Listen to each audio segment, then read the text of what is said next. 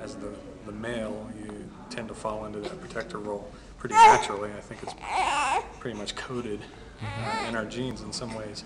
And there are some situations where you feel responsible for your partner and you cannot protect them. I mean, C-section, your partner's getting cut open with a knife and you're doing nothing.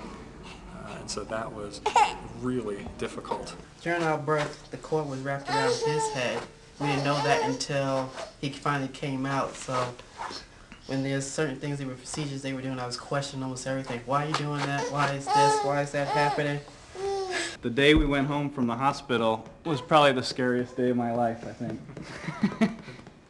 It was like, how are we going to care for this? How are we going to, how am I going to provide? A lot of people offer help and, have different ideas of help and, bringing food over, and sometimes holding the babies is a good thing. It's like, they come over and they want to hold the baby, say, here, take them. They can go take a shower, which I haven't had time to do in 3 days. My wife is the only child, so only child, only grandchild, so she was ready to just come on over and start to get her hands full, and we kind of told her to stay away for about a week. She got a bit upset, but I kind of think she understood after a while.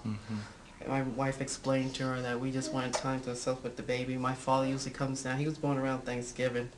My father usually comes down around the time, kind of told him, well, why don't you wait till around Christmas to come? And he kind of understood. He was more understanding than Grandma. There's something that comes out of being a dad that it just makes all the mistakes much more intense, and it also makes the ability to find the stamina to just be around for this 24-hour job. It just comes from somewhere, because I'll tell you, there's just not anything else in life that you don't really have a choice over. You got to be here for this kid, and somehow evolution has figured out a way for us to be here for this kid.